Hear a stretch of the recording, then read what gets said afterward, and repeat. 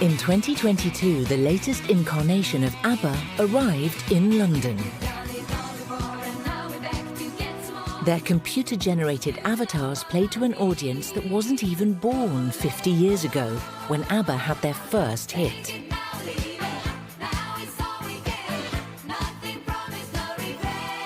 Their golden anniversary coincides with a silver one. It's 25 years since the musical featuring their songs Mamma Mia was premiered.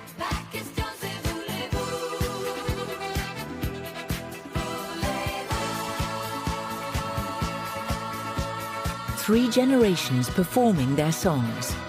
ABBA, actors, and avatars. We follow their unique progress in a program that celebrates ABBA Silver, ABBA Gold.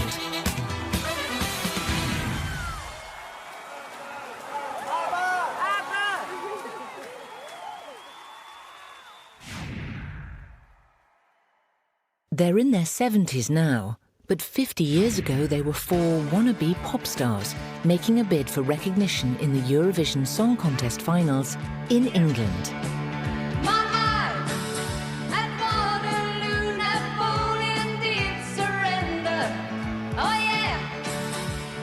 Well, first of all, it was totally different in 1974 than it is today. That's number one. And number two, it still is very, very difficult for an artist from a small country, non-English speaking country like Sweden, to get abroad and to get recognized.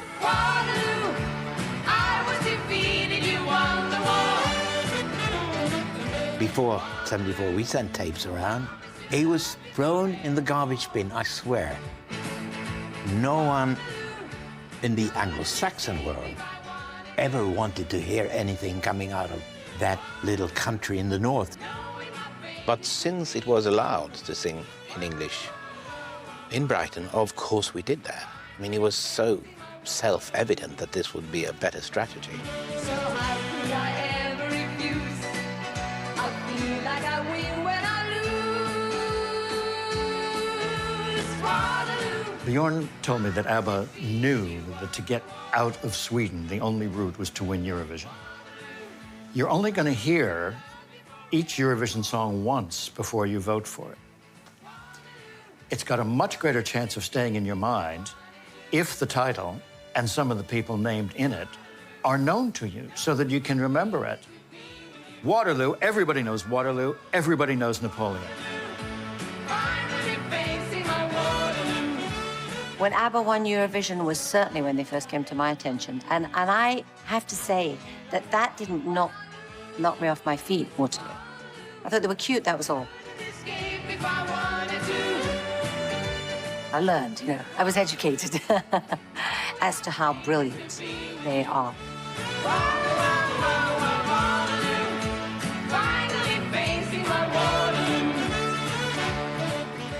Can you remember thinking at the time, what's this song doing in Eurovision?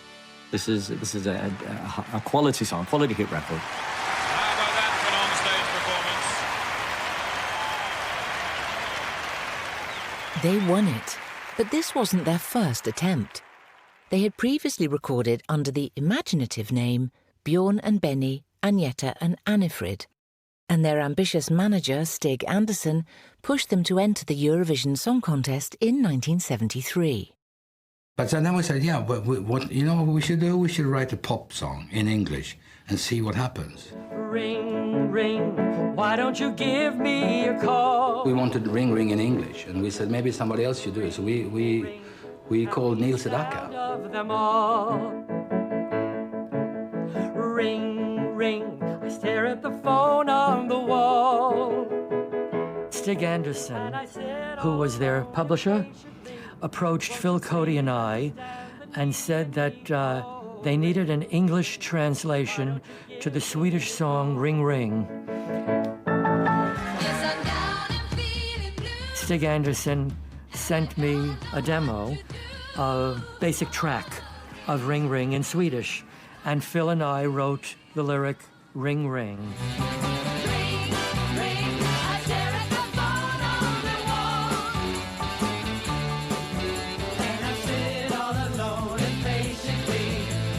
Please understand the meaning. So ring, ring, why Ring Ring was not selected to be the Swedish Eurovision entry. And life didn't get much easier for ABBA after they won the competition either. Where are those happy days? They seem so hard to find. It proved to be 18 months before ABBA managed another even minor hit. SOS reached number 15 in the Billboard Hot 100. I wish I understood. It used to be so nice. It used to be so good. So when you're near me, darling, can't you hear me? SOS. The way I see it, the reason why we didn't have any hits between Waterloo and up to SOS was really that everyone had decided this is a Eurovision group. Therefore, they just have one hit single because they all do, and then they'll be forgotten. You had SOS, I Do, I Do. No airplay in England. Nothing really happened in England, but it happened in Australia. So all of a sudden, they released Mamma Mia. I've been cheated by you since I don't know when. So I made up my And once it started in Australia, the record company in England thought maybe we should take a look at this. get me now. Will I ever learn? I don't know how. The Brits looking at the Australian charts, what is this? There's still life in this group? There's not supposed to be life in this group. It's supposed to be dead. Mamma mia, here I go again. My, how can I resist you? In fact, ABBA were anything but finished. Mamma Mia was their breakthrough, reaching number 1 in the UK. Yes, I've been broken-hearted, blue since the day we parted. My, I could never let you go. Mamma Mia became an iconic hit. And 2 decades later, it was the title song of a massively successful stage musical featuring their hit records. But I suddenly lose control.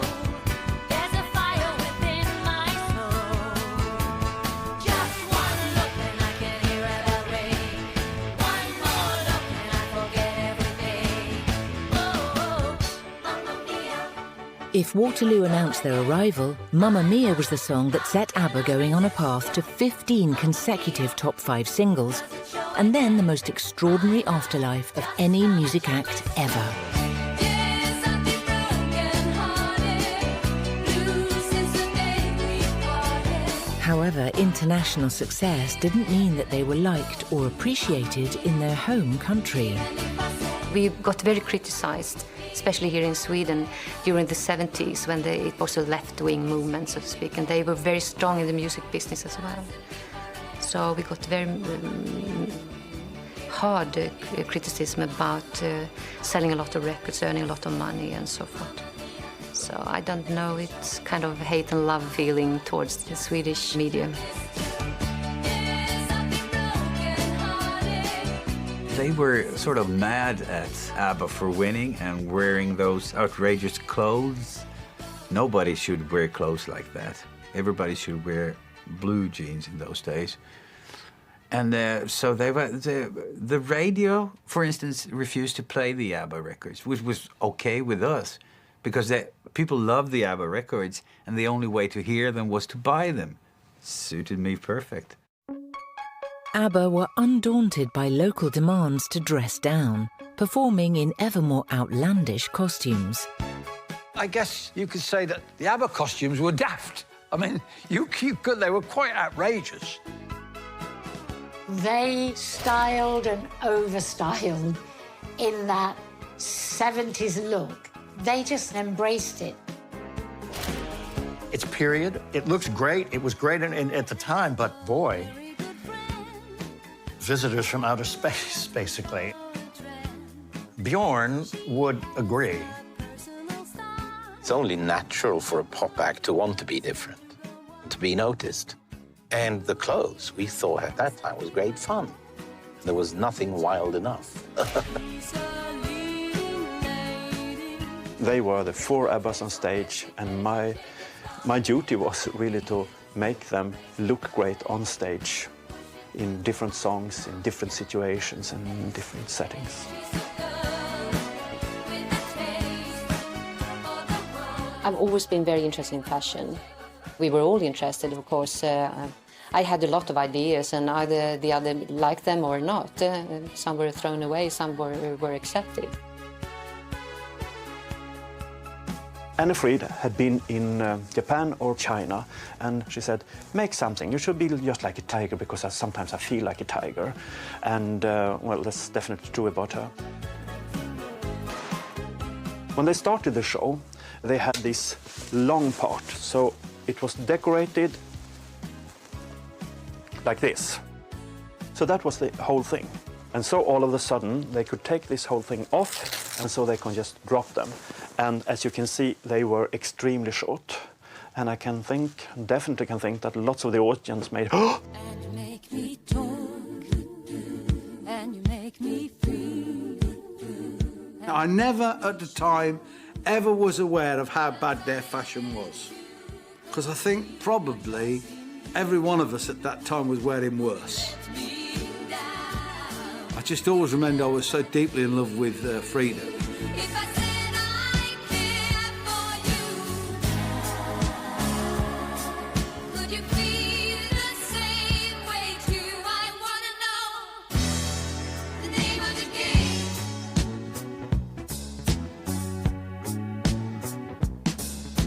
If their costumes were at the extremes of glam rock, in other ways their lives were not at all rock and roll. They were two married couples and did much of their songwriting in a cabin on the island of Vigso, in the Swedish archipelago. Agneta and I bought this place, I think, somewhere around 71 or something like that. And Benny and Frida, 3 years later than that, bought a house on the other side of the island. So it was very convenient during the summer to have the families here and then work during the days. We never put anything on tape, and we never wrote anything down. Only the stuff that really stuck, that we've ever used. So, for instance, Take a Chance on Me comes from If you change your mind, take a chance. I'm the first in line. Honey, I'm still free. Take a chance on me. If you need me, let me know. Gonna be around. If you got no place to go when you're feeling down. If you're all alone, when the pretty birds have flown, honey, I'm still free. Take a chance on me. Gonna do my very best, and it ain't no lie. If you put me to the test, if you let me try, take a chance on me. That's all I have to sit here and wait for the good notes to sort of come from somewhere. And if I'm not here, they're not going to come. It's like there's a dragon in a cave, right? And you know it's in there, but it's never coming out. So you have to sit outside and wait for it. And you know that if you sit there long enough, it's going to come out. If you go home and take a nap, you'll never see it, because that's when it's coming out. We would write around the clock, and all associations were kind of freer in that environment. And all that work that we'd put on came to fruition in that process. And we usually ended up with, you know, perhaps 3 or 4 songs after a session like that. And then we'd go into the studio and record them. I can remember both Fernando and Dancing Queen being done here. Can you hear the drums, Fernando? I remember long ago another starry night like this. In the firelight, Fernando, you were humming to yourself and softly strumming your guitar. I could hear the distant drums and sounds of bugle calls were coming from afar. A song like Fernando, which is an anti-war song, is not the love song that a lot of people think it is. But that is An example of great songwriting, it works at many levels. The people who pay attention will get something out of it. The people who don't pay attention will get another thing out of it. And I'm not ashamed to say the roar of guns and cannons almost made me cry. There was something in the air that night. The stars were bright, Fernando. They were shining there for you and me, for liberty, Fernando. Though we never thought that we could lose, there's no regret. If I had to do the same again, I would, my friend Fernando. If I had to do the same again, I would, my friend Fernando. One of the reasons Bjorn and Benny were such successful songwriters is that they were not stationed in either New York or London and could write their songs oblivious to the latest trends. They weren't reading the New Musical Express every week thinking, oh my Lord, this is what we're supposed to be doing, not what we're actually doing. They were not trying to cater to today's headlines. They were writing timeless pop songs. We were exposed to American music in our teens, English music as well, but also German Schlager, Italian ballads, French chanson, all of it at the same time, which Americans weren't, I think. And when we take the influences from all these countries and all these musical traditions and make pop music out of them and write our own English lyrics, it becomes something else. What it becomes is something like this. It's easy for me to say that Dancing Queen is the outstanding ABBA single. Now, that's not because there aren't many outstanding singles. It's just that Dancing Queen is the perfect pop record. It's lightning in a bottle, as they say. I have my favorites, the public has their favorites, but I think Dancing Queen is everybody's favorite. That record, you put it on, and kids, everybody just runs for the dance floor, whether it be your granny, whether it be your kids, the babies, they all love Dancing Queen. Friday night and the lights are low, looking out for a place to go. We write, they sing. But then I'd say that Frida and Agneta is 90% of the ABBA sound. That's what I think. Anybody could be that guy. Agneta was a great musician, and she had this way of singing harmonies that sometimes turned into a completely different direction that was the intention. So I think she contributed a lot to the ABBA sound.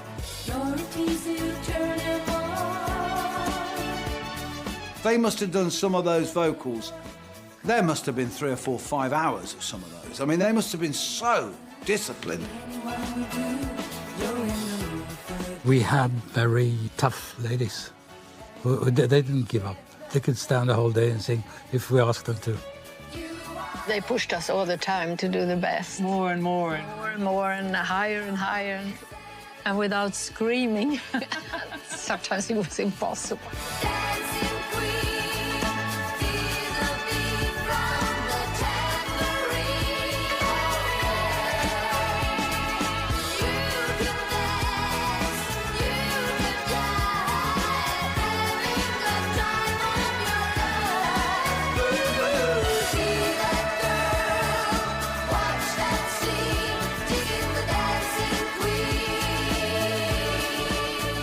We had a lot of fun being on stage. I mean, if 2 ladies are at the front of the band, of course there is a competition going on. But I think that was good because we had a little, maybe, competition on the audience. So I think that meant we did our best. Dancing Queen was ABBA's biggest ever hit. It's also the most popular number in the Mamma Mia musical.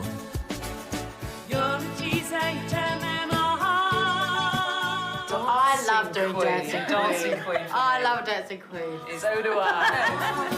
Looking out for another, anyone will do. Even if we've had a very quiet audience and they've been very respectful and not joined in very much, that number comes on and they're all up. They're up on their feet. They're up on their feet, whether they like it or not.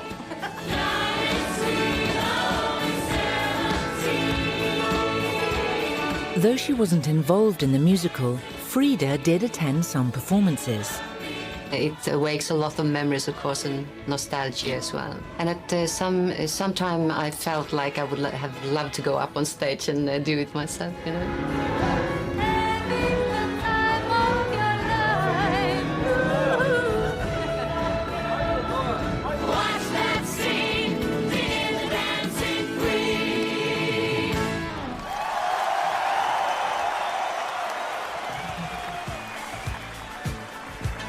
As the ABBA sound developed, Benny and Bjorn's ambitions outstripped their musical expertise, so they brought an arranger into the team. Strings and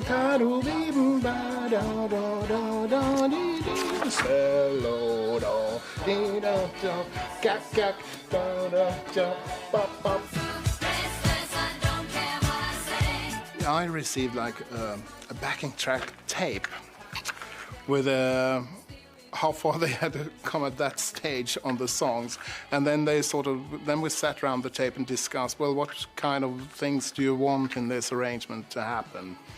And then I took home the tape and analyzed what's on it, and then you add on arrangements, and hopefully they say, what a great arrangement.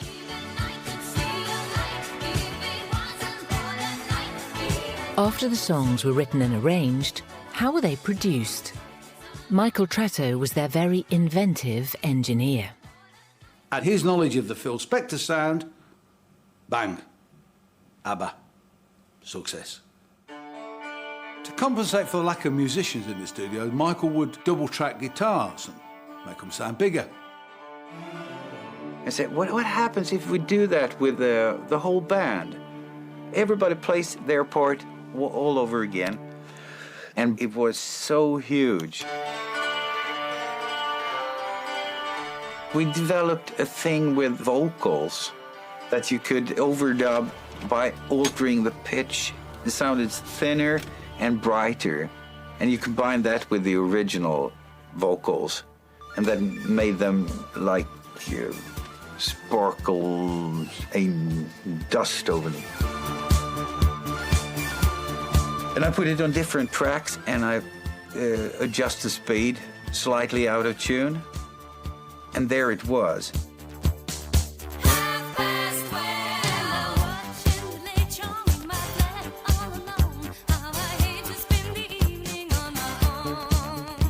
If you want to make great pop records, you take the ABBA records and dissect them, because you can't get any better.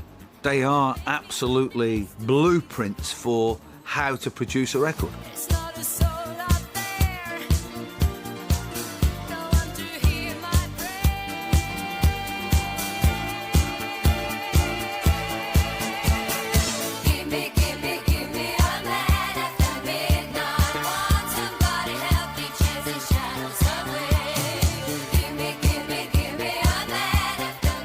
I think that's one of the good qualities with our recordings, that there's so many things going on that you don't really catch first time you listen, or second, or even third. But you will notice after a while that there's stuff going on all the time. It was always a matter of, never finishing anything unless every part was there.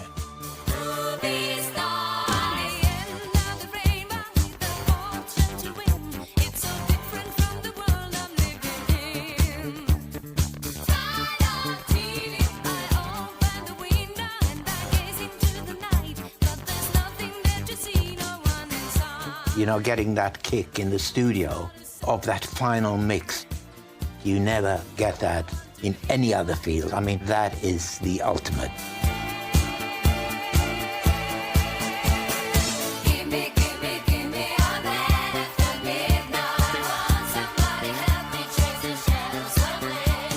It was just sounding okay, and then suddenly, after a while, and it always took time, It was there. All the things were there in the right place. Very strange, like magic. And I only experienced that with Bjorn and Benny.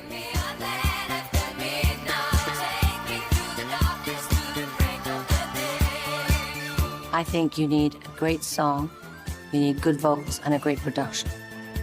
And they had exactly that formula nailed.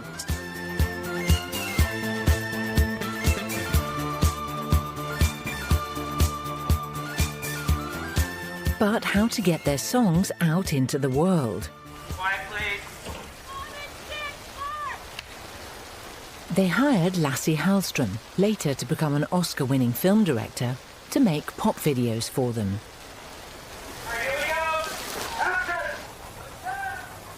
ABBA had all this money and we got all the technical toys we could imagine. Looking back on it, it was really like a film school to me to play around with all the equipment we had.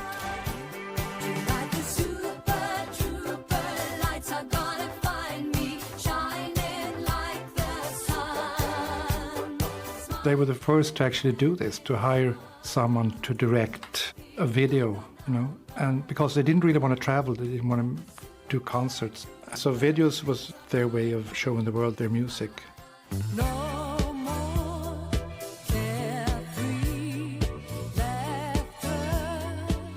ABBA didn't break themselves, as so many groups do, playing 300 dates a year. Yes, they appeared, but they did so on a limited basis. They were popular everywhere at once. They couldn't be in all of these places, so they toured the videos. This was an amazing concept. People actually said, oh, they're touring the videos. They're sending the videos out. And it's from these videos that the indelible images of ABBA in our minds were formed. Nothing to say. Knowing me, knowing you. On video, the two women only had to take a couple of strides, and it looked really sexy, and there was motion.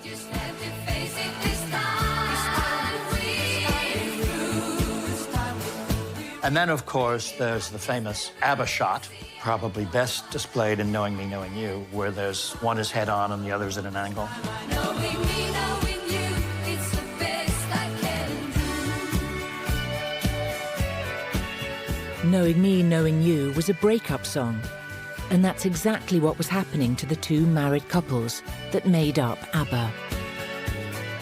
When Björn and I separated, we always told the media that it was a happy divorce, which of course was a front.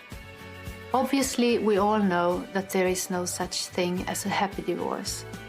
They are painful, especially when children are involved.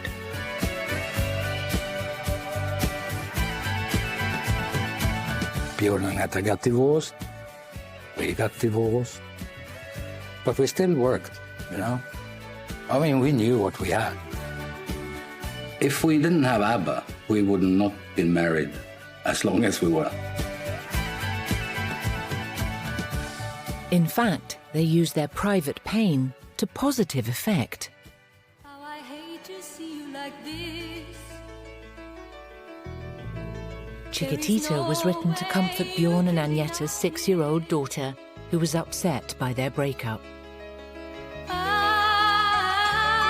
can see that you're all so sad, so quiet.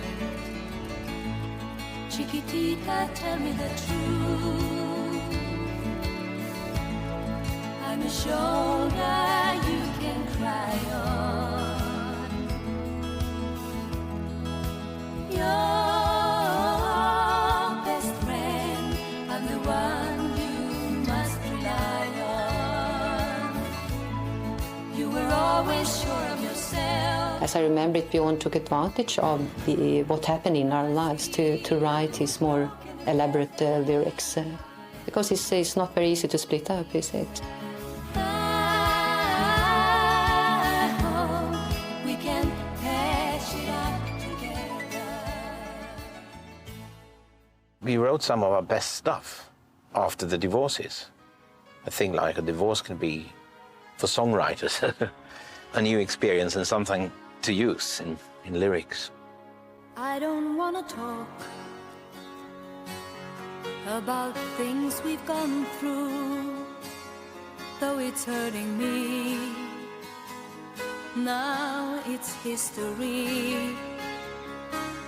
I played all my cards. I would imagine it was very painful to write that.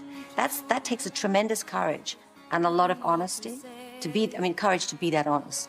But also, I think at the same time, very cathartic. The winner takes it all, the loser standing small. That was kind of cleansing.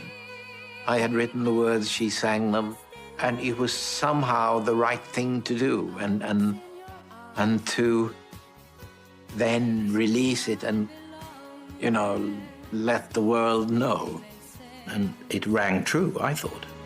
Building me a fence, building me a home, thinking I'd be strong there, but I was a fool.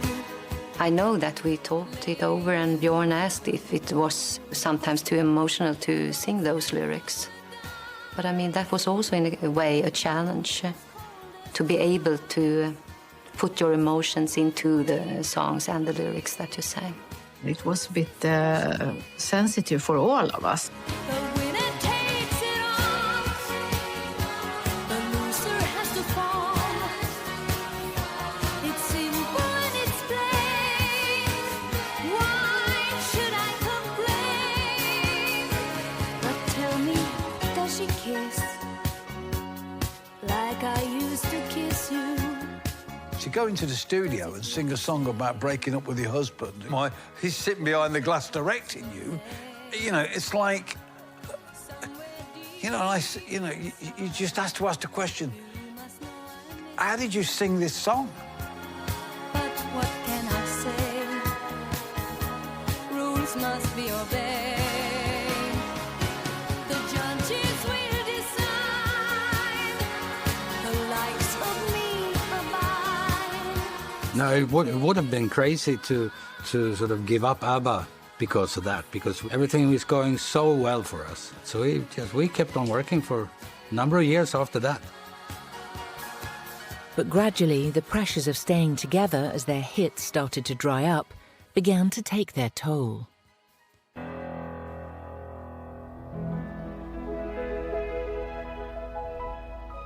We came to a point when it doesn't feel good anymore, because people wanted us to go on, and we were just too tired, all of us.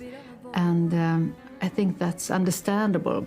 If I tell a joke, you've probably heard it before. I think that Björn have put it very well. We spoke about it, that as a pop writer or a pop composer, there's only a certain time when you have the eyes and the ears and the minds of the young people.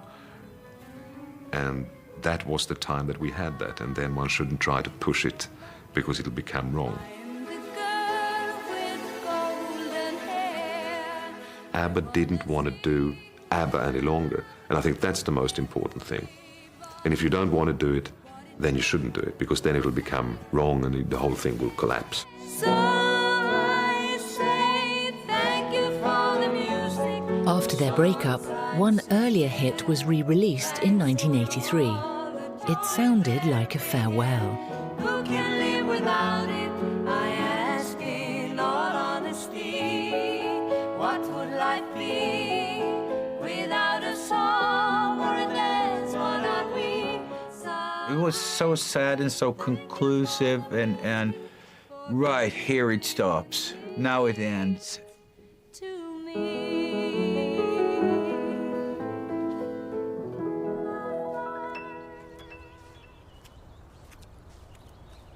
After ABBA ended, Agneta spent a long time away from the music scene, which had worn her down so much. During a 10-year period, I neither played, sang, nor listened to music. The silence has been necessary. This is where the walks have been so important, because it has perhaps been a way for me to digest everything. Her withdrawal gave her the reputation of being a recluse. something she rejected. No, I don't hide. It's just the media that wants me to hide, I think. Or sees it like that, but it's not the way I live. Frida, meanwhile, had a brief solo career before she too retired from the public eye. Professionally, you can go on for a while, but privately and also emotionally, it tends to be quite difficult after a while. There was a long period of time when I didn't even listen to ABBA or the music that we once had recorded.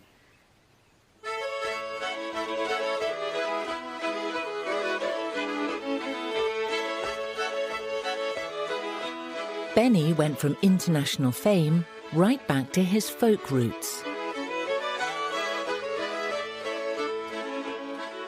I was given an accordion by my father and grandfather when I was 6 years old, because they had both played the accordion, and they taught me a little how to play it, and I think they thought that I was sort of talented.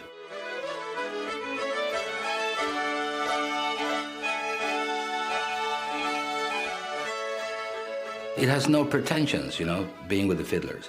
I mean, I carry my accordion on my back and they bring the fiddles, and that's it. There are no lights, no sound checks, nothing. You just go in and you can play anywhere. So that makes it easy and enjoyable.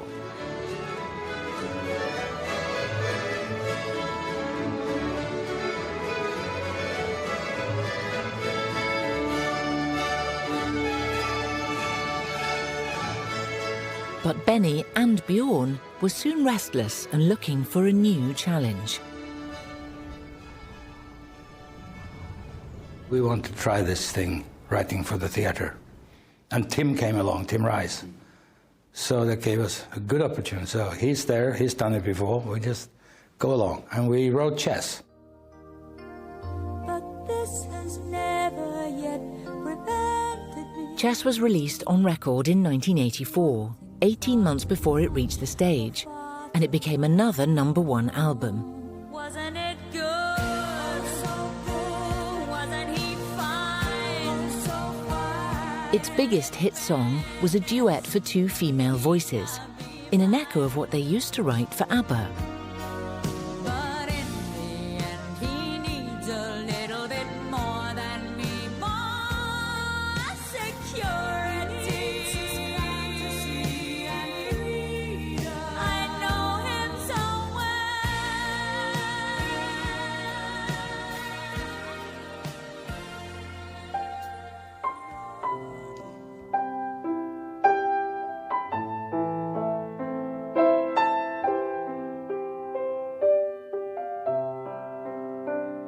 Bjorn and Benny then undertook their most ambitious composition, a 4-hour-long Swedish musical. It had classical overtones and was a serious and complex piece of work. It's based on the most famous Swedish novel written, I think, by an author. His name is Vilhelm Moberg. And it's dealing with the fact that over 1 million Swedish people emigrated to America in the 19th century.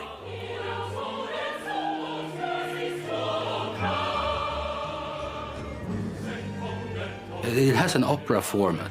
I mean, it's not an opera because it's not sung by opera singers. There's an opera choir in it, but all the principals are sort of ordinary, good voices. Christina is like a sum of his entire life from when he started playing this accordion up till now. Everything and all his... Christina contains all of his life's effort with music.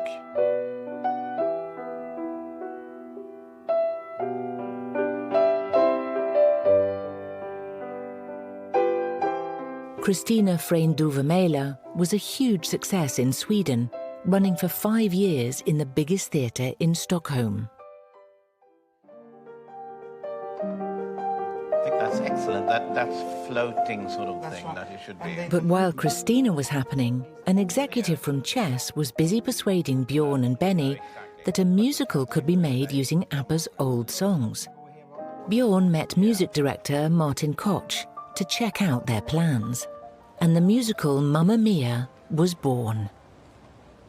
Mamma Mia is a musical. It's a romantic comedy, but with emotions and depth as well. It's based on 27 ABBA songs, and a completely new story is woven around those songs, but it is not the story of ABBA. I wanted to know some more. The plot centres round a girl who finds her mother's old diary and discovers that her father could be any one of 3 people. Honey, honey, touch me, baby. She then invites all 3 possible dads to her wedding, and chaos ensues. Hold me, baby. Honey, honey. The new story and the stage production were all coming together. But what about getting the music right? Benny was at hand to supervise, not least with the music that was needed between the songs. Benny was always there at all the crucial moments because he's always, and rightly so, very protective of the material. And use these sort of chords because they're not sort of resolved, are they? No. They just sort of hang there. Yeah. And then we put the tune on top of this. I have a dream, a song to sing. I think it was important to get the ABBA sound because I don't think it could be topped. And on top of that, I think people want to come and hear it the way they remember it. I think to do it any other way is going to be a disappointment. So we've got the bass here, which is unusual because it's playing the tune. Yes, exactly. Which is very unusual. They went back to the old masters to see how the original ABBA songs were constructed. And guitars. 2 guitars playing exactly the same line. Several tracks of keyboards.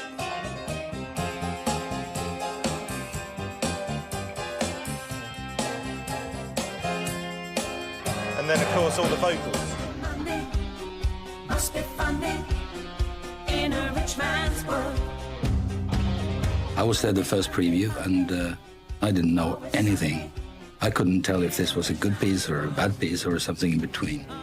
But once the audience was in there, it was just wonderful.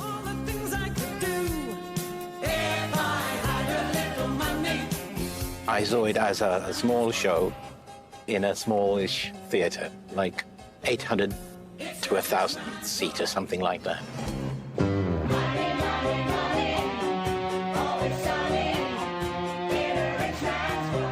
It actually premiered in a theatre double the size and is still running 25 years later.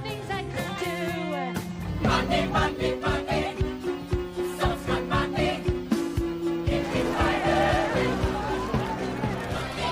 It has also opened in 40 other countries, played to 65 million people, and taken over $3 billion at the box office, making it the 3rd biggest musical of all time.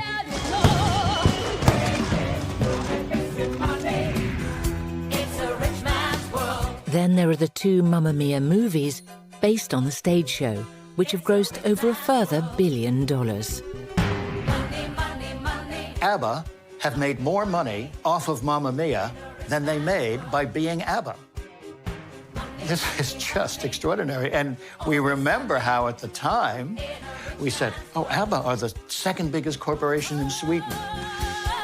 50 years ago, the ambitious members of ABBA would never have dreamt that a stage show would revive their fortunes to such an extraordinary extent.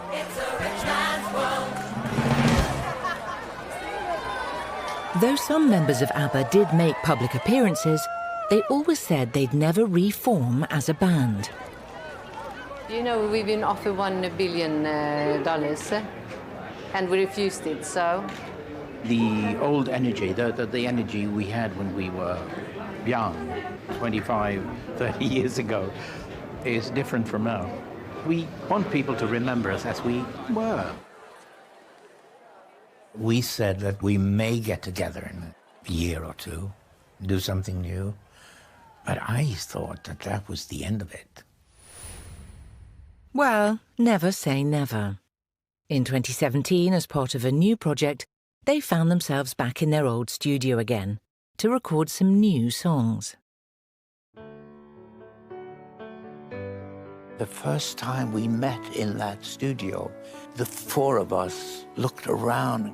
It was so familiar and yet so surreal. And the ladies stood in front of those microphones, face to face, as they always did. And then, that moment, they started to sing, and it was ABBA. We had 2 songs. We enjoyed those. We thought they were really good, so we said, maybe we should do a couple of more. And we did. And then we said, maybe we should do a few more. So we have an album. And it was just wonderful. I think they thought so too, because they might have been a little hesitant whether they will be up for it, 40 years later.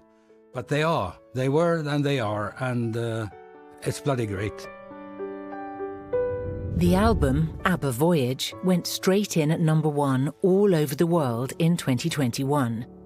But will it be their final album? I've said that's it. I don't want to do another ABBA album. But I mean, I'm not alone in this. There are 4 of us. Yeah. If they twist my arm, I might. I agree with Benny. I think that was our goodbye. Well, not quite. The following year, at a purpose-built arena, there was another ABBA Voyage. A revolutionary stage show so huge and expensive, it could only be housed in its own remarkable new space. They leased a large brownfield site in East London, where they could house the new show until 2026. It was to feature an ABBA concert, but one where the band members were represented by computerized avatars of their younger selves. The 4 of us spent 5 weeks. We did a motion capture with dots and things and jumpsuits and helmets and dots in your face. It was like doing Dancing Queen back in the 70s in some TV studio, but with 4 geriatrics. And we look great in the body stocking. ABBA were to be avatars, but there was a live band on stage too, and these musicians were coached by Benny Andersson to recreate as nearly as possible the familiar ABBA sound, blending with the voices of Agneta and Frida from their original recordings. For the backing vocalists, this was a particular challenge. It did take quite a lot to kind of blend with the girls' voices. They're like stratospherically high vocalists, because they are like juggernauts in vocals.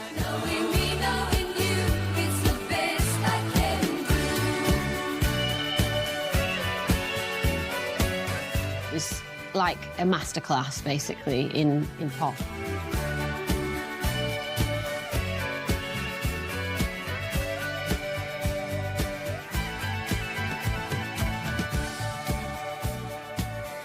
ABBA Voyage was a much-anticipated event, and when the audience finally arrived at the new venue in May 2022, they found themselves in a radically designed interior and an auditorium with a capacity to house 3,000 people, some seated, some standing, on a huge dance floor. Enormous screens with computerized images created by George Lucas's Industrial Light and Magic, dozens of speakers, hundreds of lights. These all contributed to a total cost of a cool $175 million.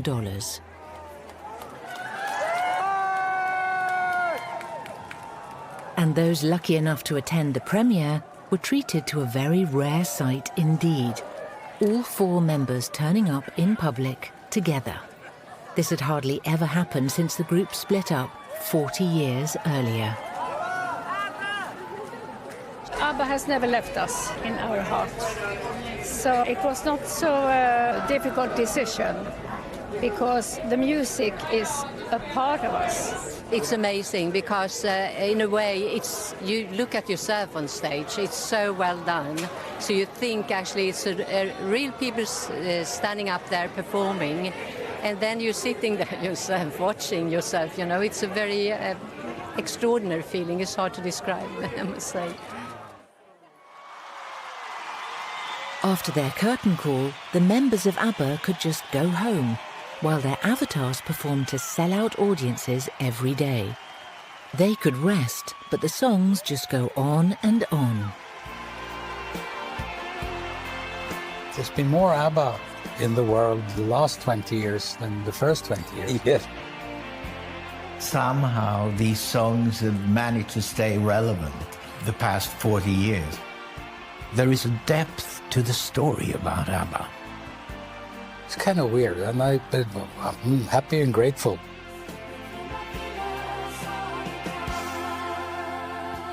And now we're back to get small. You know what I mean. 50 years after ABBA began, over 40 years since they broke up, 25 years after Mamma Mia premiered, and now with a concert show that can last forever, ABBA wins not just gold and silver for their anniversaries. They are the winners that take it all.